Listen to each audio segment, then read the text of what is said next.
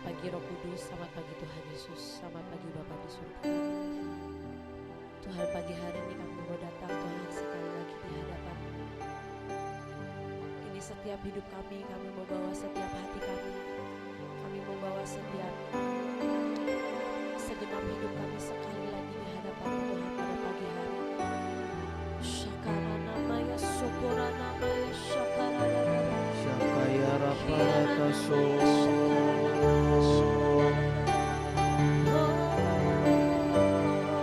Ya Raparata Shakaya Raparata Shikirere. Ya Ramo.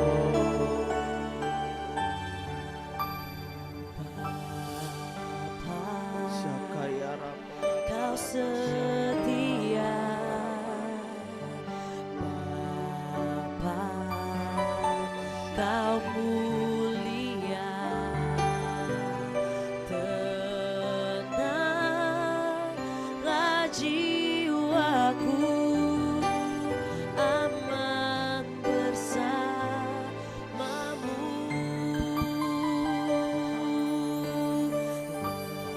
Lebih dari harta, Kaulah segalanya.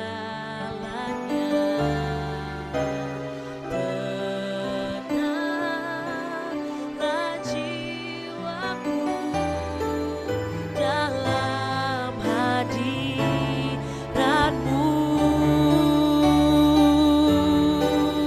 Kau tunjukkan kasih setiamu,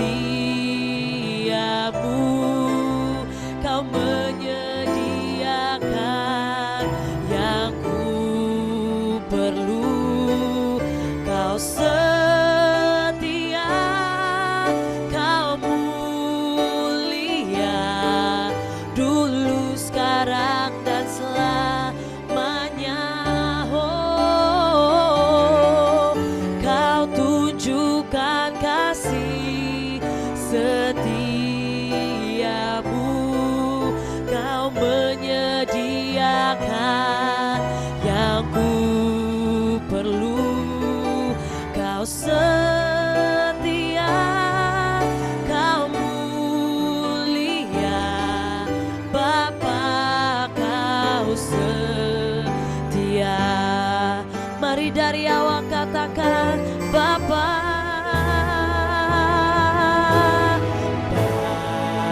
Bapa, Kau setia. Bapa, Kau mulia, tenanglah jiwaku, aman bersamamu.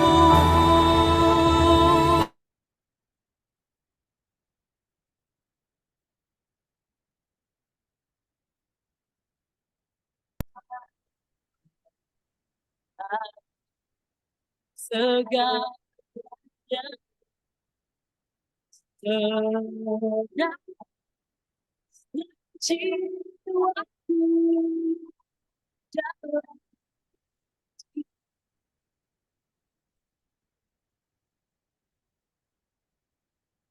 hati juga setia. Kau menyediakan penuh.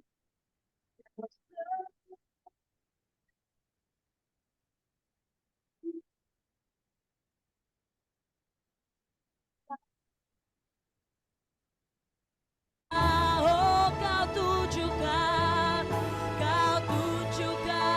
kasih setiamu,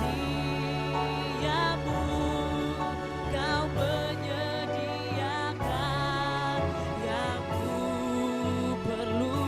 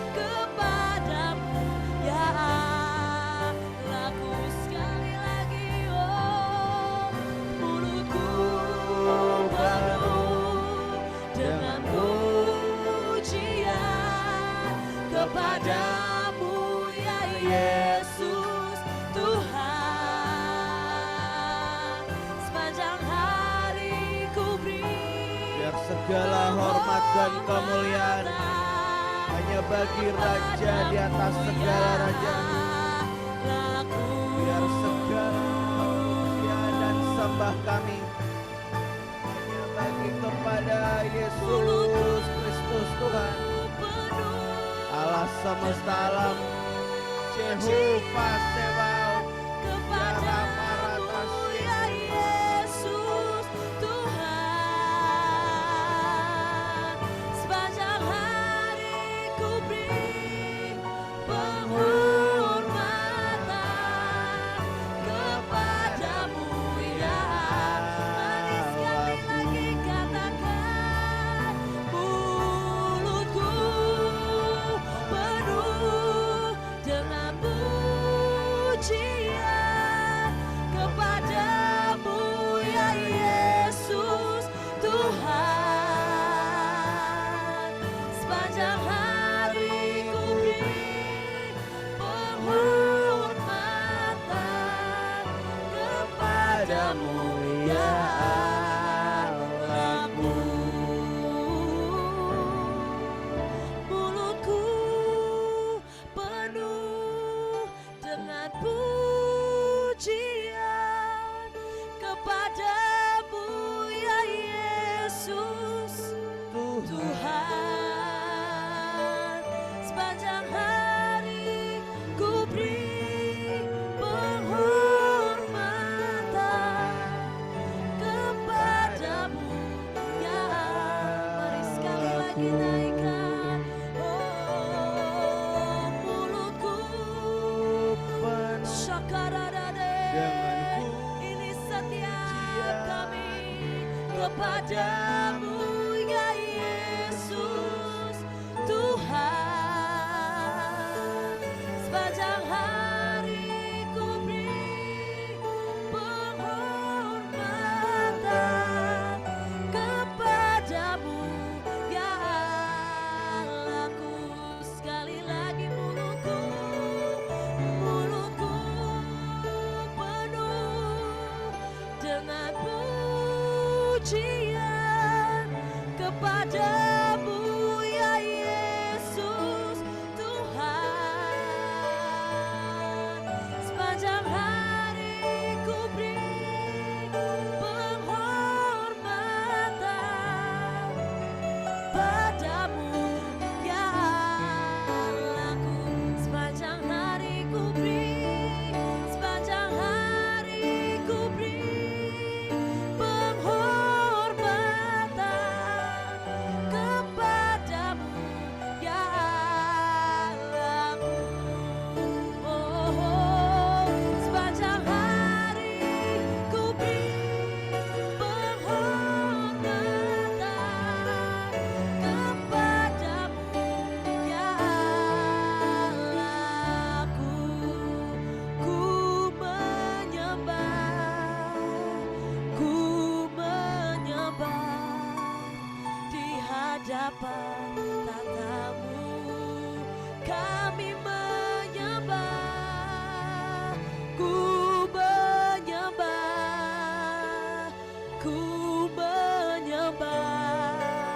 di hadapan tatamu. Kami menyembah, kami menyembah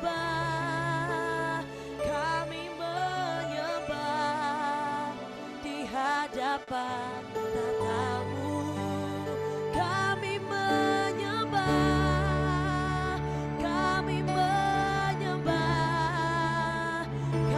menyembah, melemparkan mahkota.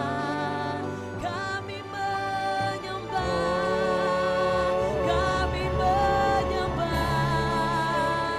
Tuhan, mari Roh di Kudus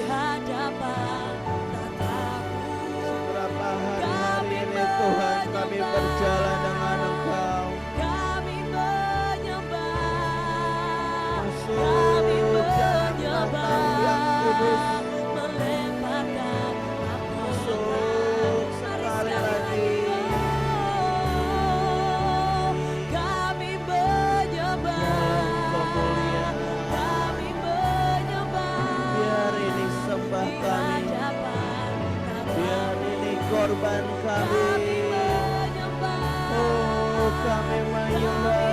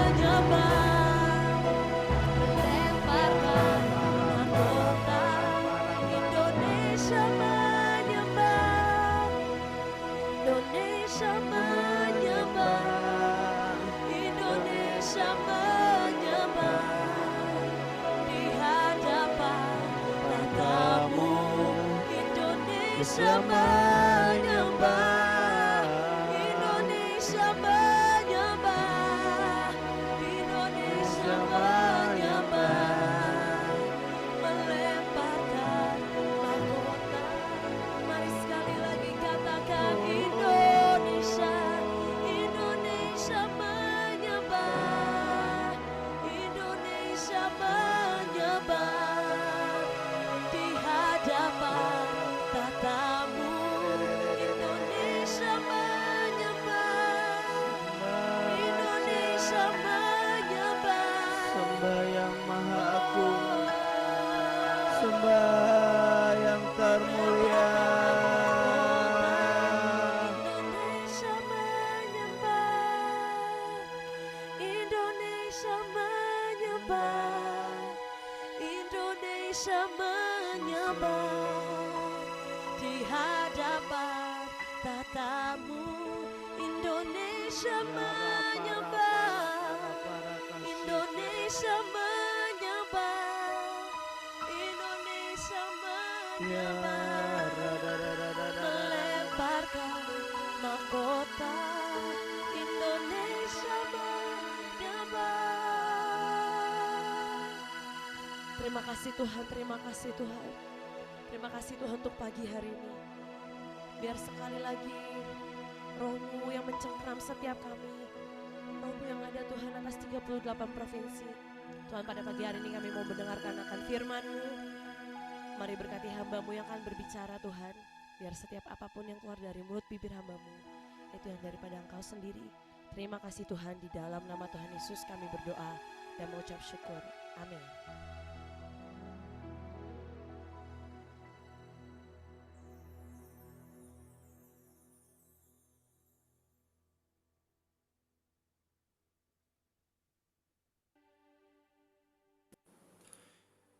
Oke, shalom, selamat pagi. Shalom, shalom. Shalom, selamat pagi, Kak. Shalom, selamat pagi. Selamat pagi. Oke. Pagi, Bu. Yuk kita doa sekali lagi ya. Tuhan, terima kasih buat pagi hari ini. Engkau yang mengajar setiap kami, Tuhan. Engkau yang pegang lidah bibir mulut hamba-Mu. Engkau yang menjelaskan. Engkau yang memberi hikmat pengertian buat setiap kami. Terima kasih Tuhan, dalam nama Yesus. Amin. Ya, bulan ini kita masuk pada tema yang baru tentang menjadikan nyata semua yang heavenly, menjadikan nyata semua yang dari surga. Nah, dimulai dengan sebuah topik yang ya saya juga belum punya anak ya, belum punya anak kandung, cuman ya saya punya anak rohani ya. Jadi saya coba untuk kita belajar sama-sama. Judul hari ini adalah kegagalan mendidik anak gitu. Saya tahu sebagian besar saudara di Zoom ini, saudara sudah berkeluarga. Saudara punya anak rohani maupun jasmani. Nah, tapi pada pagi hari ini kita mau belajar sama-sama. Dan waktu saya siapkan, menurut saya ada hal yang luar biasa di balik mendidik anak gitu. Sekali lagi, rohani maupun jasmani. Ada hal yang luar biasa dahsyat dalam mendidik anak. Nah, saya percaya setiap kali Tuhan mengajarkan satu hal, itu akan punya dampak yang besar. Jadi pada pagi hari ini, mari belajar sama-sama, mari tangkap, karena ada poin-poin, ada dasar-dasar yang saya percaya ini bisa merubah hidup kita, bahkan sampai generasi-generasi selanjutnya ya. 1 Samuel 2 ayat 12. Ini adalah salah satu contoh yang paling sering dibahas dalam hal mendidik anak. 1 Samuel 2 ayat 12. Adapun anak-anak lelaki Eli adalah orang-orang dursila. Mereka tidak mengindahkan Tuhan. Yang menurut saya horor adalah dursila, ternyata dalam bahasa aslinya itu Belial. Gitu ya. Jadi anak-anak Eli itu disebut manusia Belial. Manusia yang arti Belial sendiri adalah worthless, tidak berharga, lawless, tidak taat aturan, tidak punya hukum, berontak, dan juga yokeless, mereka yang gak bisa ditudungi, mereka yang gak bisa diajak kerjasama, mereka yang gak bisa diajak jalan bareng gitu. Tapi yang paling utama artinya worthless, gak berharga, gak guna gitu. Dan bahkan dari opening kisah tentang Imam Eli pun sudah dibuka dengan adapun anak lelaki Eli adalah orang dursila. Nah, waktu saya belajar, kalau saudara baca di Alkitab, kisah Imam Eli itu nggak banyak. Cuma dari 1 Samuel pasal 1 sampai 1 Samuel pasal 4. Jadi cuma ada 4 pasal yang bahas tentang Imam Eli gitu. Jadi memang nggak banyak ceritanya. Tapi saya coba belajar, memangnya apa sih yang dia buat sampai punya anak 2 disebut anak Belial gitu. Anak yang worthless ya. Nah, yang pertama, kalau kita semua baca, ada satu hal yang membedakan begini. Saya coba belajar, ternyata waktu Imam Eli punya anak Hofni dan Pinehas, kondisinya gini, Imam Eli sudah cukup lanjut usia, Hofni Pinehas sudah mulai melanjutkan bertugas sebagai imam. Nah, tapi di saat yang sama ada Samuel yang masih kecil. Gitu, jadi kondisinya hari itu Imam Eli seperti punya 3 anak, dan anak yang paling kecil adalah Samuel. Nah, hal pertama yang membedakan adalah gini, maaf saya tidak cantumkan ayatnya. Kita semua tahu bahwa kisah untuk Samuel bisa lahir melewati sebuah perjalanan yang panjang bagi Hana ibunya. Dan salah satu perjalanan yang dilewati Hana adalah Hana bilang gini, kalau nanti aku punya anak, kalau Tuhan dengar doaku, anak ini akan kuserahkan pada Tuhan biar melayani dalam bait Allah. Nah, bagaimanapun yang membedakan adalah gini. Yang pertama, Samuel ini adalah anak yang lahir dari nazar. Samuel ini anak yang lahir dari ketetapan, dari sesuatu yang ilahi. Di sisi lain, ada Hofni dan Pinehas, mereka menjabat, mereka melayani tidak pernah karena satu hal yang ilahi. Tapi karena ya sekedar tugas, karena warisan, karena tanggung jawab, karena urusan keluarga. Nah, yang pertama adalah gini. Bagaimana kita mendidik anak adalah dengan cara setiap anak yang kita punya, setiap anak yang kita kandung, setiap anak yang kita lahirkan, pastikan ada sebuah ketetapan, pastikan ada sebuah janji, pastikan ada sebuah hal yang ilahi di belakang itu sebelum kita melahirkan, sebelum kita mendidik. Intinya gini, sebelum anak ini makin tumbuh besar, harus ada dasar tentang Tuhan, harus ada dasar sebuah perjanjian yang diikatkan. Nah, bagaimanapun, Samuel yang lahir dengan nazar dari ibunya itu sangat membedakan. Dan itu yang membuat Samuel tidak worthless, itu yang membuat Samuel gak punya arti. Tapi Samuel sangat berarti, karena apa yang dia buat, apa yang dia alami, itu beda. Ya, kita lanjut poin yang selanjutnya. 1 Samuel 2 ayat 29. 1 Samuel 2 ayat 29. Oke. Oke. Mengapa engkau memandang dengan loba kepada korban sembelihanku dan korban sajianku yang telah kuperintahkan, dan mengapa engkau menghormati anak-anakmu lebih daripadaku, sambil kamu menggemukkan diri dengan bagian yang terbaik dari setiap korban sajian umatku Israel. Yang kedua adalah begini. Kalau kita mau mendidik anak, semua harus dimulai dari kita. Kalau kita mau mendidik anak, semua harus dimulai dari budaya, kebiasaan, dari kitanya dulu. Kita nggak bisa expect anak cinta Tuhan kalau kita nggak cinta Tuhan. Kita nggak bisa expect anak-anak rajin kalau kitanya nggak rajin. Kita nggak bisa expect anak-anak mereka misal mau pelayanan kalau kita pun tidak mau pelayanan gitu. Saya punya anak-anak di Rock yang saya tahu banget sedikit banyak mereka mirip sekali dengan saya. Mirip di bagian mana? Ya pasti ada mirip dari malesnya, pasti ada mirip dengan gak mau repotnya, pasti ada miripnya dengan pasifnya dan sebagainya. Tapi saya sadar sejak saya punya anak mereka, saya pun harus berubah. Gitu. Saya pun harus berubah supaya apa? Supaya mereka gak seperti itu. Gitu, karena firman Tuhan bilang gini, kalau saudara perhatikan, ini adalah ayat yang disampaikan oleh seorang nabi waktu dia negor waktu dia tegur Imam Eli. Mengapa engkau memandang dengan loba kepada korban sembelihanku? Ini firman gak ditujukan kepada anak-anaknya loh saudara. Kenapa engkau Eli memandang dengan loba? Jadi ternyata yang mandang dengan loba, yang mandang dengan remeh, itu gak cuma Hofni Pinehas. Ternyata yang meremehkan korban, makan daging terus sampai gemuk, ternyata gak cuma anaknya, bapaknya juga. Gitu, dan teguran ini disampaikan kepada bapaknya dulu. Kenapa engkau dengan loba? Gitu. Nah, berapa banyak dalam hidup kita ini expect anak-anak kita mencintai Tuhan, kita expect mereka berubah, kita expect mereka rajin. Kalau nggak dimulai dari kita. Seringkali kita ngaduin gitu. Satu kali saya lagi kerja, saya ditelepon sama orang tua murid gitu. Sama orang tuanya anak Rock, dan dia telepon, dia marah-marah, nggak ada shalomnya, nggak ada intronya, dia cuma halo Kak Christian, kok Christian, ini ya anak saya gini di rumah ngomong kasar terus gini, dan ini keluarga menurut saya cukup horor sih, saudara bisa bayangin ya. Bukan cuman ya, ada sebuah kondisi di mana suami istri mereka sudah tidak tinggal bersama.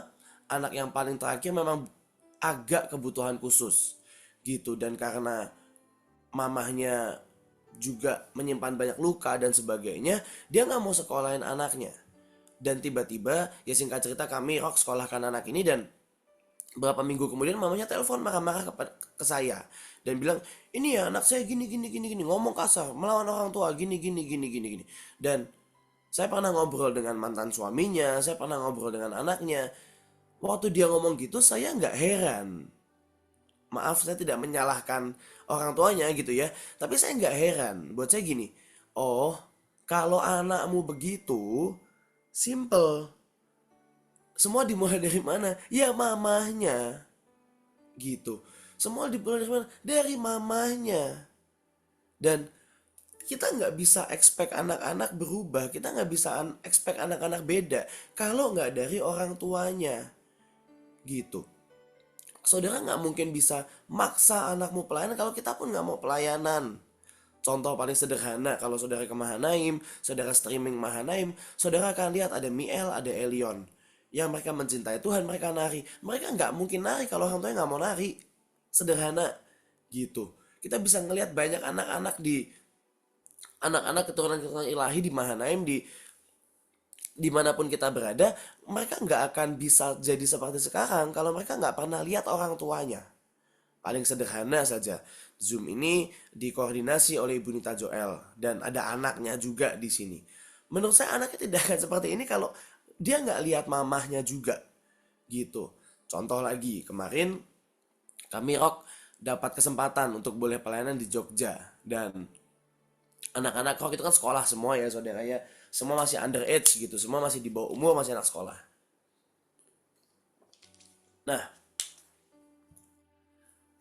Kalau sekolah mau bolos itu ada jatahnya, dihitungin jumlahnya 10 per tahun, jadi 5 per semester. Cuma boleh bolos 5 kali per semester. Nah, sudah saya ini mikir, oke, KKR di Jogja hari Rabu, Kamisnya mereka harus sekolah. Kenapa? Karena kalau Kamis mereka bolos untuk istirahat, nanti next kalau kita butuh izin, izinnya habis, gitu kan? Dan saya ini gundah gulana sekali. Kenapa? Buat saya gini, ini anak baru pulang KKR. Saudara bayangin ya, hari Rabu jam 8 malam baru amin, amin, amin, selesai KKR Jogja.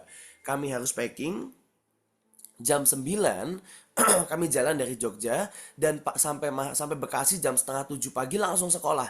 Saya mikir, emangnya ini anak-anak mau apa ya disuruh sekolah gitu. Saudara bayangin pulang pelayanan, gak pulang ke rumah loh. Mereka ninggal buku dan seragam di sekolah. Kok mau ya? Gitu kan. Nah, saya tuh mikir gini. Aduh, gimana cara nyuruh mereka sekolah? Di tengah, maaf, saya sendiri waktu sekolah kagak niat. Gitu, saya tuh merasa bersalah banget gitu ya nyuruh mereka sekolah. Kalau saya dulu bolos kali saya gitu kan. Nah, cuman gini, saya coba inget gimana ya caranya ya, apa mereka mau ya gitu. Dan saya mikir, kok kurang ajar kalau saya suruh mereka sekolah, saya sendiri nggak sekolah. Nah, singkat cerita, waktu saya lagi mikir ini gimana ya cara nyuruh mereka sekolah, saya ingat satu hal. Saya ingat, waktu kuliah, saya itu diajarin sama pemimpin saya diajarin Kojos. Kojos ngajarin gini, Chris, kuliah itu ada jatah bolos. Oke, ya mirip lah seperti sekolah. Kalau di Mahana buat pelayanan ada jatahnya. Nah, kuliah itu ada jatah bolosnya. Nah, apa yang harus kamu lakukan? Yang harus kamu lakukan, jangan pernah bolos. Kecuali pelayanan. Supaya absenmu maksimal. Gitu. Oke. Jadi saya ingat nih, oh ya, saya kuliah 4 tahun, saya sudah isi cawan.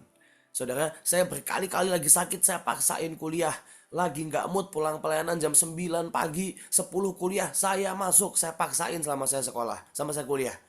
Oke, walaupun saya waktu sekolah nggak niat, setidaknya waktu kuliah saya bertobat. Oke, dengan ini saya tahu saya bisa punya hak untuk memaksa anak saya sekolah. Ya, dah pokoknya saya umumkan. Saya bilang gini ke anak-anak rock.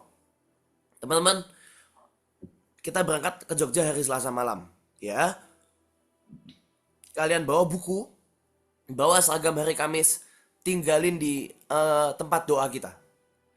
Kamis pagi, mandi ganti-gantian, langsung sekolah. Kok Chris antar sampai pintu gerbang? Saya bilang gitu. Sudah, saudara tahu saya terharu banget.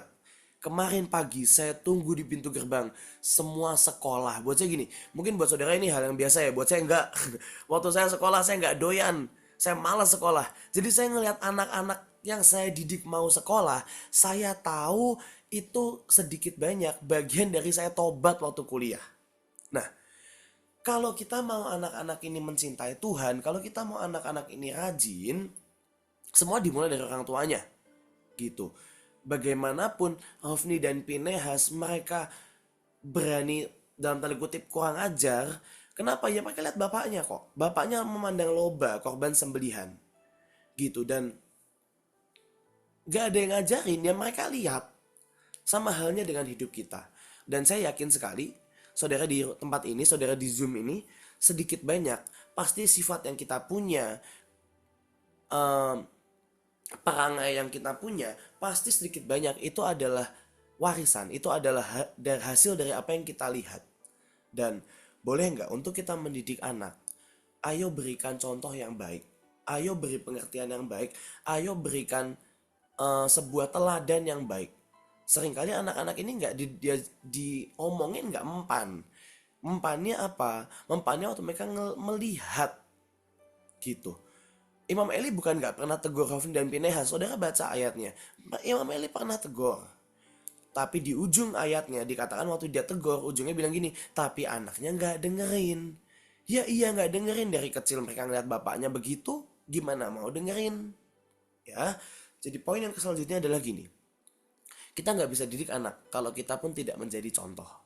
Kita nggak bisa didik anak kalau kita pun tidak memberi teladan. Kita nggak bisa didik anak kalau nggak dimulai dengan kita mendidik diri kita sendiri. Ya, dan yuk kita lanjut. Imam Eli hari itu memandang loba setiap kali apa yang jadi persembahan. Tapi yang horor juga adalah gini dikatakan, dan mengapa engkau menghormati anak-anakmu lebih daripadaku? Ya, seringkali kita ini menghormati anak lebih daripada Tuhan. Maksudnya apa? Kita menghormati perasaan anak lebih dari Tuhan. Kita menghormati fisik anak lebih dari Tuhan. Kita menghormati anak lebih dari Tuhan. Dalam arti gini, simpelnya gini. Berapa kali kita gak mengizinkan anak-anak ini dididik? Berapa kali kita nggak mengizinkan anak-anak ini lewati proses?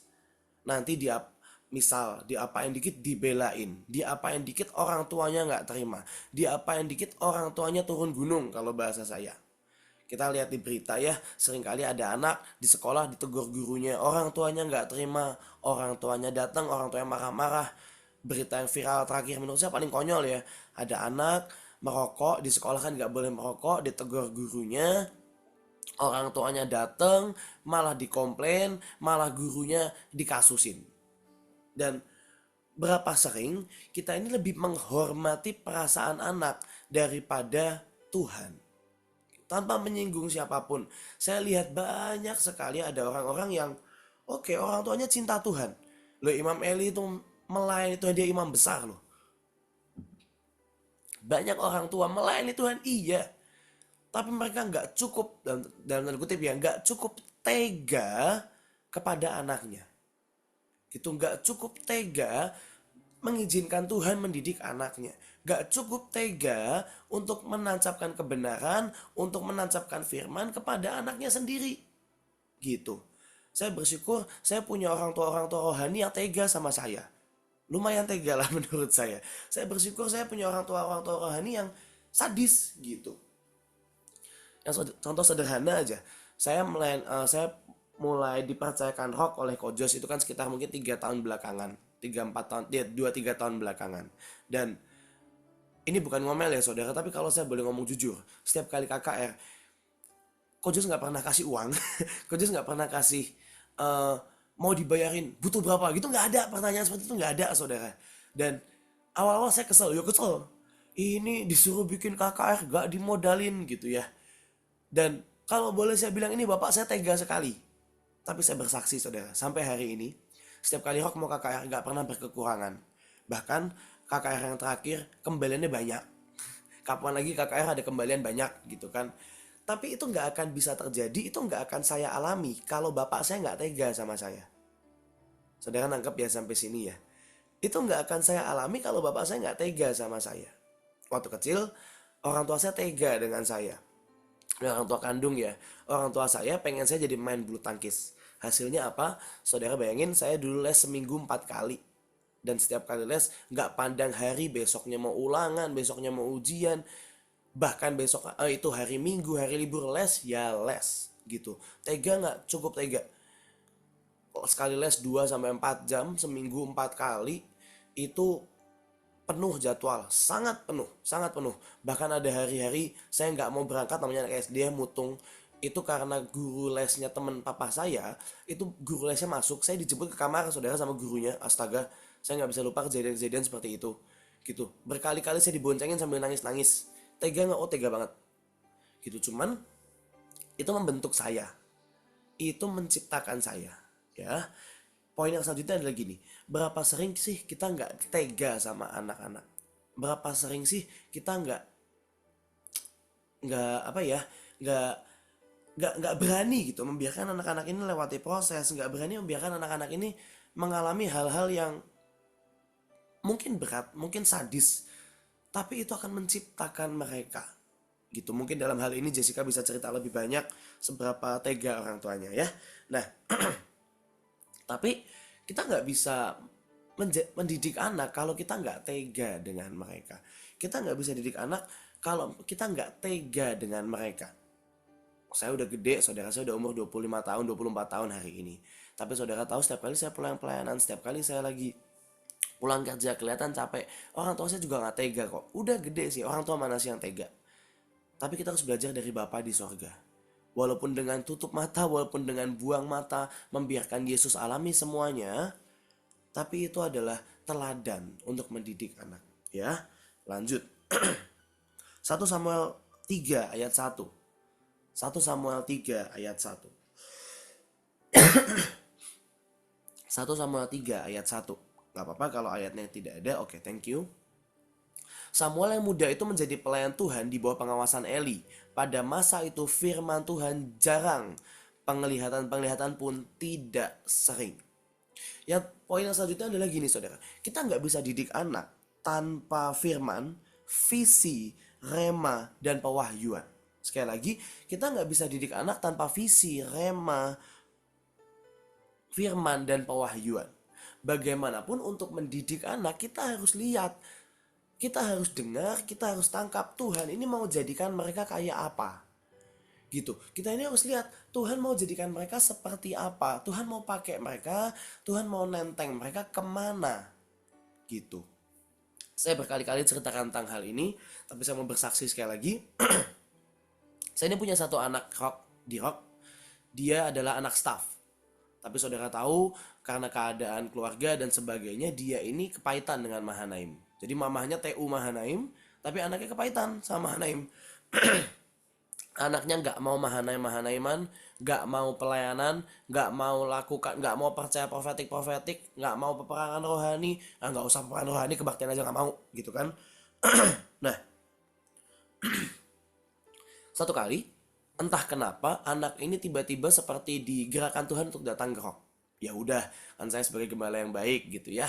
Ya pokoknya saya terima, saya tahu, saya bisa endus marahnya, saya bisa tahu pahitnya. Cuman ya udah, saya sebagai gembala yang baik, saya tampung.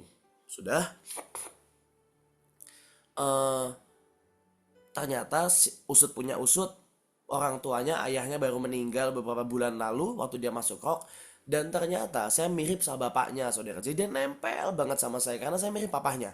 Gitu, katanya papanya orang Semarang juga, suka makan soto, sifatnya mirip saya, pokoknya mirip, jadi dia nostalgia lah kalau ketemu saya kayak ketemu bapaknya. Nah, satu kali dia tanya gini sama saya, "Oh Christian, saya ini mau kuliah, saya mau kejar PTN, mau kejar ini, kejar ini, kejar ini, saya harus bagaimana?" Saya bilang gini, "Bentar, saya doa dulu." Dan waktu saya doa, saya nggak dapat pesan Tuhan tentang PTN, saya nggak ada pewahyuan, nggak ada firman apapun tentang PTN. Gitu. Dan saya bilang gini, saya nggak dapat apa-apa.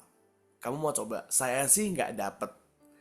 Dan saya sih nggak dapat dan dapatnya enggak. Nah itu komplit ya. Saya sih nggak dapat dan dapatnya enggak. Untuk kamu nggak usah coba. Tapi dia ngotot banget. Lah kok saya mau coba. Nilai saya bagus kok. Pasti saya bisa. Bla bla bla bla. Teman-teman saya juga pada nyoba. Ya terserah karepmu kan gitu. Sudah. Dia coba berbagai cara. Dia coba berbagai jalur. Nggak ada yang berhasil. Saudara bayangin sampai akhirnya dia sakit karena stres nggak dapat kuliah. Sudah, dia bilang gini, "Oke, kok aku harus apa sekarang?" Ya udah, yuk doa lagi, doa lagi. Dan gini, sebelum dia sebelum dia tanya, dia bilang gini, "Saya udah capek nyoba kuliah, saya mau coba kerja aja. Dan ini ada lowongan kerja di BCA, gitu kan. Yuk kita berdoa, dan saya dapat, ya ambil." Ya udah, saya bilang ambil. Tapi dia bilang gini, "Kok tapi saya malu kalau kerja. Karena angkatan saya, terutama yang pintar-pintar, geng saya yang pintar-pintar, karena dia emang pintar dan gengnya pintar-pintar gitu kan. Yang lain udah kuliah semua gitu. Hari ini saya kerja." Oke. Mau nurut nggak? Lu nggak tobat nih. Udah nyoba ngambil kuliah berkali-kali nggak berhasil. Oh ya ampun, saya tobat. Ya udah, kerjalah. Nah, sudah. Singkat cerita, tetap dia belum yang gimana Mahanaim, dia tetap nggak percaya, dia tetap punya luka, tetap punya pahit, masih berasa banget. Nah, sampai satu momen, waktu dia kerja di BCA, dia dapat tugas. Ternyata saya baru tahu juga, ternyata teller BCA itu wajib closingan kredit. Saya juga nggak gitu ngerti, mungkin saudara yang lebih dewasa ngerti ya urusan perbankan. Ternyata wajib closingan kredit. Jadi mereka tuh wajib berhasil bikin deal untuk ada nasabah yang bikin kredit dengan BCA dengan mereka. Sudah, dia bilang, saya diceritain baru-baru ini. Dia pusing banget karena dia udah hampir setahun kerja. Dari awal kerja sampai bulan ke-9, dia nggak pernah berhasil bikin closing kredit satupun. Gitu, nggak berhasil. Oke. Cek. Oke, masih kedengeran ya. Nah, nggak berhasil closing satupun. Dia mulai depresi, mulai stres karena terancam kalau nggak berhasil ya dia antara dipindah tugaskan atau diturunkan atau dicopot, toh masih percobaan kan gitu. Nah, sudah tiba-tiba saya itu kan doa ya saudara. Saya doa gini, Tuhan ini anak tuh mau dibawa kemana sih gitu kan. Buat saya kalau cuma mengantar dia ke tempat kerja kok sayang gitu. Dan saya pernah doain dia dan saya tuh dapat gini, one day dia akan mencintai Mahanaim dan dia akan kembali ke Mahanaim untuk ikut membangun generasi selanjutnya gitu. Saya dapatnya gitu. Jadi buat saya terserahlah lu mau kerja, lu mau kemanapun, saya tahu one day kamu akan kembali pada saya. Nah sudah, itu yang saya pegang buat anak ini. Nah balik lagi, tadi dia stres banget gak berhasil closingan. Sampai satu titik tiba-tiba dia ingat, menurut saya pekerjaan Roh Kudus luar biasa sekali. Tiba-tiba dia ingat di Mahanaim diajarin menjarah. Nah, namanya orang kepahitan, namanya orang marah, dia gengsi banget untuk melakukan itu. Jadi dia awalnya cuma komat kamit, gak niat gitu, menjarah kami panggil dalam nama Yesus, gini. Pokoknya gak niat, di meja teller itulah dia gak niat banget. Sudah beberapa hari berlalu, saya lupa seminggu atau sebulan, tiba-tiba saudara tahu makin hari dia makin serius. Karena buat dia gini, udahlah aku gak menjarah juga gak berhasil, aku coba menjarah aja, siapa tahu berhasil gitu. Jadi makin hari dia makin serius. Dan saudara tahu, ini kesaksian, tiba-tiba satu kali di puncak dia menjarah, dia bilang gini, kok tahu nggak, hari itu ada nasabah datang, nggak ngomong panjang, nasabahnya ngajak dia duduk, langsung closing kalau nggak salah ya 2 Fortuner atau 2 Pajero. Orang baru datang cuma ngobrol 5 menit langsung bayar 2 Pajero atau enggak 2 Fortuner, saya lupa. Dan dia melongo. Dan dia bilang gini sama saya, oke, yang Mahanaim ajarin ternyata benar. Dan hari ini dia masih kerja di BCA.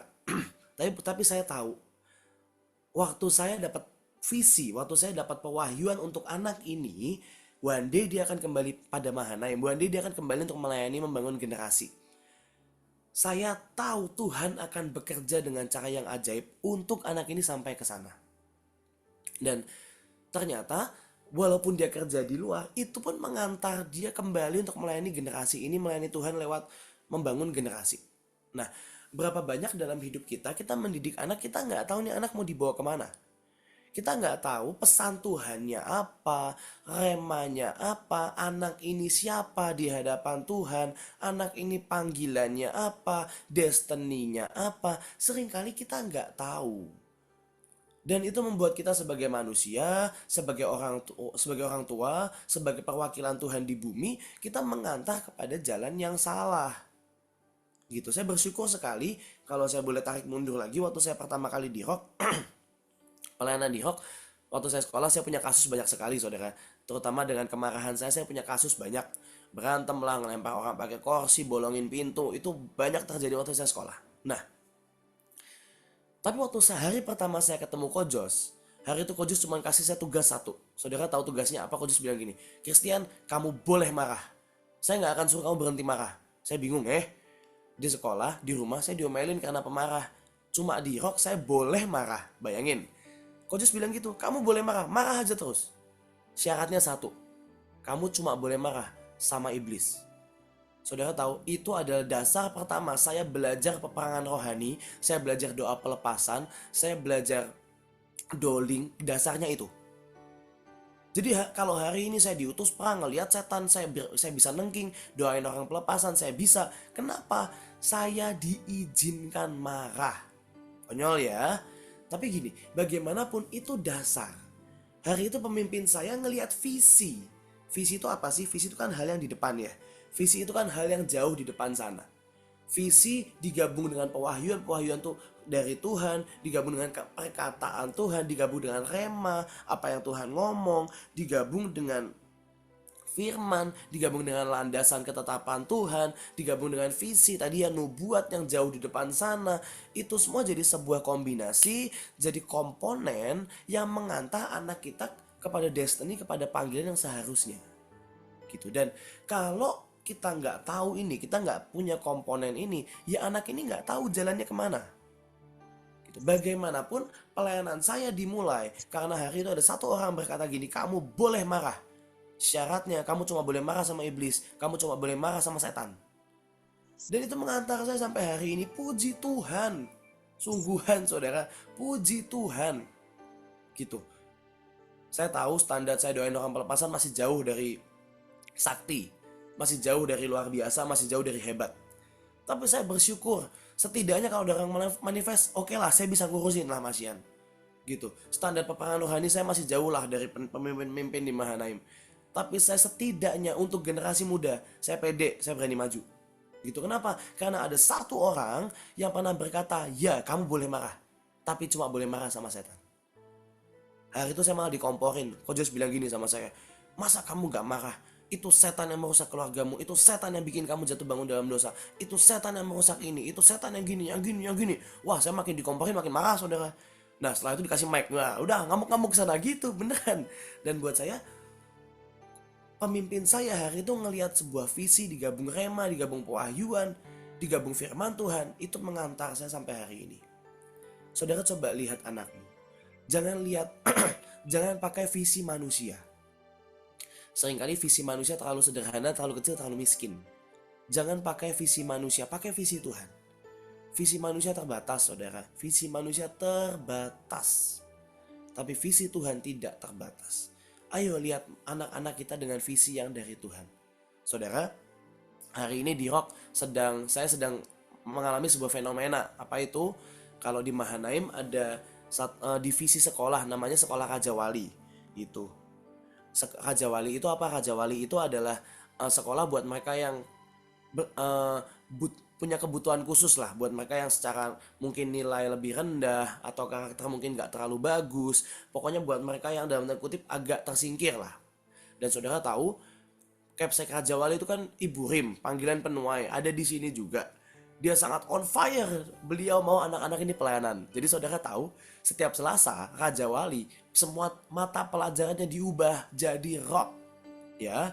Dan mata pelajarannya jadi rock. Jadi hari ini setiap Selasa sekolah Raja Wali SMP SMA akan pindahan ke eskul rock, ke pertemuan ibadah saya. Nah, pertama jujur ya, ini kalau Miss Rim kalau dengar maafkan saya, jujur saya gini, ya ampun Miss Rim, kok dikirim ya anak-anak yang seperti ini gitu ya, kok kirimannya yang begini gitu kan. Tapi saudara tahu, shockingly kemarin bulan ini minggu lalu Rock itu sebulan sekali ada doa malam ya. Dan saya tuh jujur galau saudara, karena setiap kali doa malam anak-anak saya nggak banyak yang datang karena ya pasti izin orang tua dan sebagainya. Yang bertugas datang, tapi yang pasukan nggak banyak yang datang gitu. Dan saudara tahu, kemarin doa malam untuk pertama kalinya yang datang pasukan saya banyak, sungguhan saudara, banyak. Dan saya mulai tatap wajahnya satu-satu. Ini anak yang mana yang datang? Saudara tahu, yang datang anaknya Miss Rim semua ternyata. Yang datang itu yang Raja Wali tadi. Yang datang itu loh mereka yang gak dianggap orang lain. Yang datang itu loh mereka yang biasa kata orang buat masalah. Yang datang itu loh kata orang yang mereka gak beres. Mereka yang doa malam. Maaf, yang normal yang waras gak doa malam. Gitu. Saya mikir, lah kok kebalik gitu. Kok kebalik? Yang baik gak datang, yang pintar gak datang, yang saya harapkan jadi pemimpin gak datang, yang datang yang ini. Dan hari itu saya ngerti, ada yang salah dengan mata saya. Visi saya salah. Kalau saya cuma lihat yang baik, itu visi manusia. Kenapa gak saya alihkan pandangan ke mereka, visi ke mereka. Mereka juga, Tuhan juga punya pewahyuan buat mereka kok. Hari ini coba lihat mata kita. Bisa gak sih kita lihat, ini mata harus dipakai untuk melihat yang dari Tuhan buat anak-anak ini. Ini mata harus dipakai untuk melihat jalan yang tepat buat anak-anak ini. Dan yang terakhir, saya mau tutup dengan seperti ini. Saudara tahu, kegagalan mendidik anak itu menjadi sebuah kutuk. Kegagalan mendidik anak itu nggak cuma masalah buat anaknya. Tapi kegagalan mendidik anak itu juga berlaku buat saudara dan saya. Buat orang tua rohani maupun jasmani. Kenapa? Ada satu hal yang menarik. Waktu saya belajar tentang Imam Eli, saya jadi belajar tentang keimaman. Nah, Ternyata garis keturunan imam dari yang paling atas, anak Harun itu ada 4 ya. Ada Nadab, Abihu, Eleazar, Itamar. Nadab, Abihu mereka tewas karena api asing. Keimaman dilanjutkan oleh 2 anak yang lain, yaitu Eleazar dan Itamar. Pembagian tugasnya sederhana. Eleazar semua keturunannya akan jadi imam besar, tapi Itamar keturunannya akan jadi imam membantu. Oke? Jadi turun temurun imam besar itu selalu dari keturunan Eleazar, dan imam membantu itu selalu dari keturunan Itamar. Tapi saudara tahu ada keajaiban terjadi karena krisis, karena zaman dan sebagainya. Di zaman Imam Eli terjadi pertukaran. Pertukarannya begini. Imam Eli itu keturunan Itamar, bukan keturunan Eleazar. Jadi harusnya Imam Eli nggak bisa jadi imam besar. Ya, tapi karena keadaan berubah. Imam Eli jadi imam besar. Dia keturunan Itamar, tapi jadi imam besar. Eleazarnya siapa hari itu? Nggak tahu. Pokoknya karena keadaan, karena kekosongan, Eli yang keturunan Itamar harusnya cuma imam membantu jadi imam besar. Harusnya ini sebuah kesempatan untuk keturunan Itamar, keturunan Imam Eli jadi imam besar terus. Saudara bisa lihat ya. Bayangin, harusnya bukan imam besar, tapi punya kesempatan jadi imam besar. Gitu. Dan harusnya keturunannya Hofni, Pinehas, dan seterusnya bisa melanjutkan. Tapi yang mengenaskan, karena apa yang Hofni Pinehas buat, kesempatan untuk Itamar jadi imam besar, garis Itamar jadi imam besar, gagal. Gak bisa diterusin. Yang menyedihkan, kita semua tahu keturunan, ada yang kutuk yang dilemparkan buat keturunan Eli adalah gini. Kutuknya begini, pokoknya garis Itamar akan putus. Garis keturunan Eli akan putus, gak akan ada yang bisa melanjutkan. Dan kutuk ini jadi nyata. Saudara bisa lihat keturunan Eli. Yang pertama, cucu Eli, siapa namanya? Ikabod. Kemuliaan Tuhan undur daripadanya, gak ada lanjutan ceritanya. Tapi yang menyedihkan, saudara tahu keturunan Imam Eli itu bernama Imam Abiatar. Di awal, Abiatar setia pada Daud. Tapi di akhir hidupnya, Abiatar berpihak pada Adonia. Dan Abiatar begitu Salomo jadi raja, Abiatar dipecat. Itu menggenapi firman Tuhan bahwa keturunan Imam Eli gak akan ada yang melayani lagi. Selesai. Tapi saudara tahu, di sisi yang lain, keimaman kembali kepada garis keturunan Eleazar. Dan diteruskan oleh imam bernama Zadok. Imam Zadok adalah pengganti Abiatar juga. Dan yang luar biasa, menurut beberapa scripture, menurut beberapa pelajaran dari rabi-rabi, ternyata Tuhan Yesus itu digambarkan sebagai imam besar karena 2 hal. Satu, menurut Imam Melkisedek. Tapi yang kedua, dikatakan gini, Yesus adalah Zadok yang sempurna. Mungkin Yesus bukan keturunan imam, tapi hari itu dikatakan gini, ternyata Zadok itu lambang Tuhan sendiri. Imam besar Zadok itu lambang Yesus sendiri. Bayangin, jadi kalau Imam Eli generasi selanjutnya gak rusak, berhasil mendidik keturunan, satu, dia merubah nasib garis Itamar. Tapi yang kedua, dia bisa punya keturunan yang mewakili Tuhan di bumi. Tapi semua pupus kapan? Waktu dia gagal mendidik anak. Pagi hari ini, boleh gak? Yuk coba lihat dalam hidup kita, cara kita mendidik anak. Apa sih yang salah dalam hidup kita? Apakah kita gak bisa memberi contoh? Apakah kita gak punya visi? Apa yang salah? Coba lihat dalam hidup kita. Seringkali yang salah bukan anaknya kok. Apakah kita gak pernah menyuntikkan yang ilahi? Apakah kita gak pernah ikat dengan perjanjian? Seringkali yang salah bukan anak. Seringkali yang salah yang ngajar. Toh anak hanya produk dari apa yang kita buat. Pada pagi hari ini, coba cek apa yang salah sih. Dan saya percaya waktu kita berhasil mendidik keturunan, waktu kita berhasil mendidik generasi, waktu kita berhasil mendidik anak, Tuhan pun setia, Tuhan pun nyata kok. Tuhan pun luar biasa, dahsyat, pasti menyatakan sesuatu. Pada pagi hari ini saya rindu, ayo kita didik generasi, kita didik anak dengan cara yang lebih baik, dengan cara yang dari Tuhan. Saya percaya pasti Tuhan punya visi, punya pewahyuan untuk anak-anak kita jadi besar. Sebelum kita tutup, hari ini Ibu Nita tidak ada, Tapi ada Ibu Panglima. Apakah Ibu Panglima mau menambahkan? Barangkali ada pesan Tuhan pagi ini.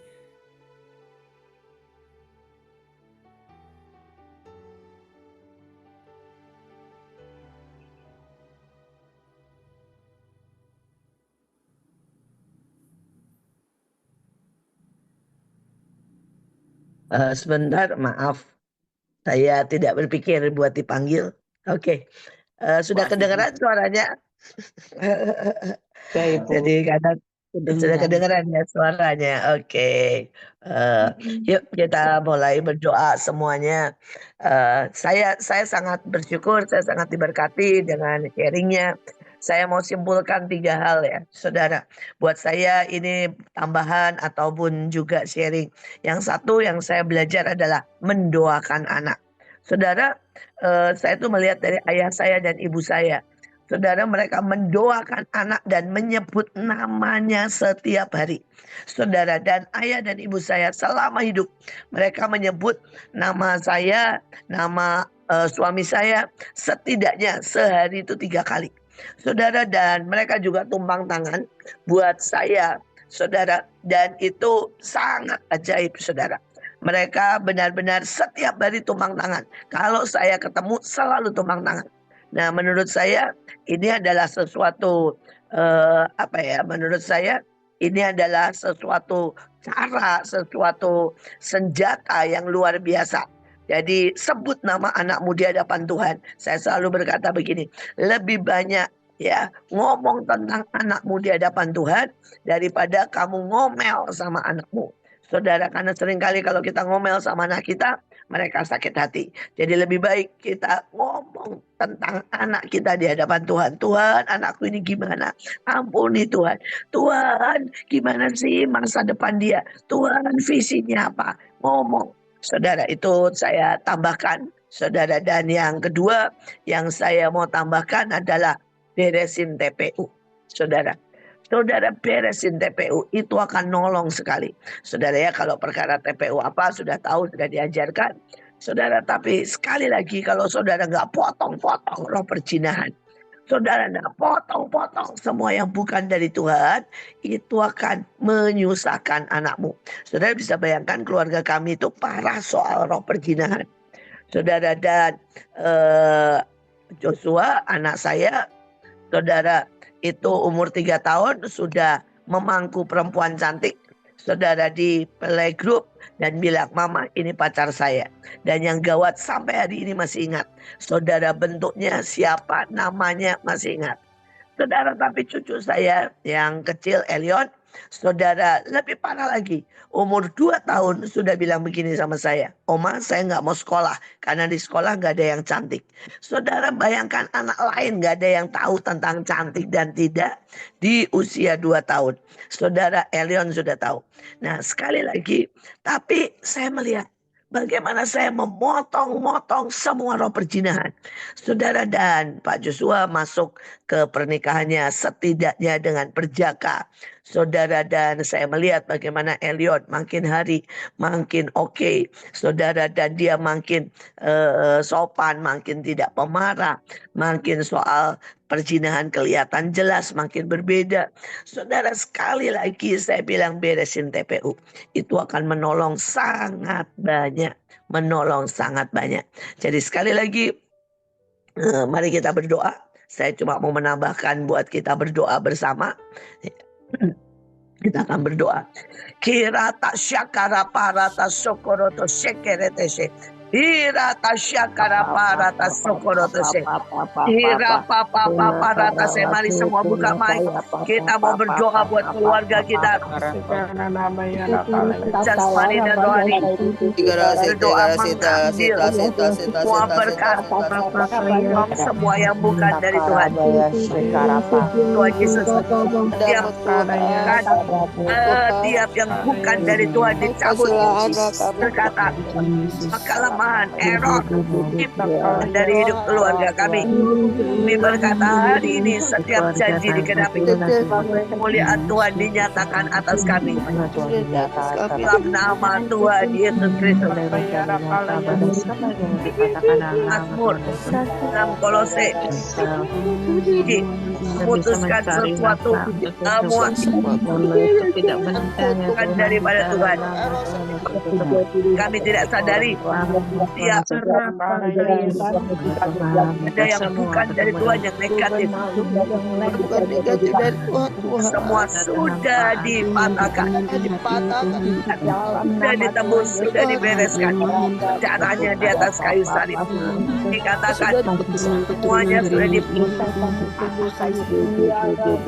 kemiskinan, roh dan sampai keturunan di atas kami. Kata juga hari ini kami dibebaskan semua kemiskinan, kebutuhan,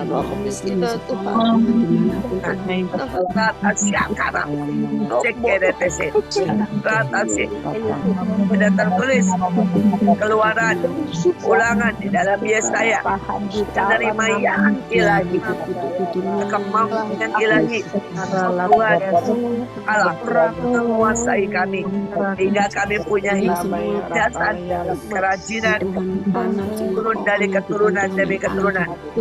Sumpah apanya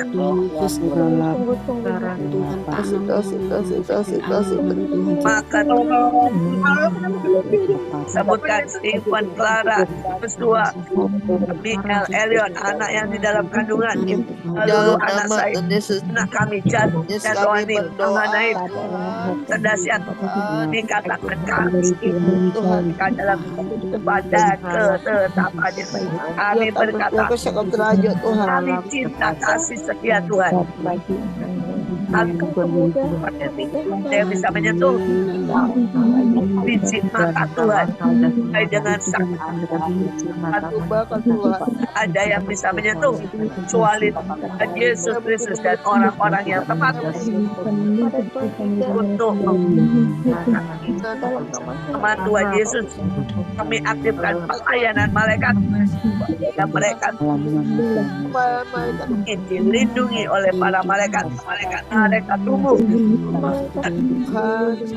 malaikat orang yang diutus oleh Tuhan. Mereka jadi benar, menjadi sangat mulia, dipenuh kemuliaan Tuhan, kebenaran, berkenanan, penuh dengan ketepatan karena kekuatan mereka. Tapi karena 7 sumpah,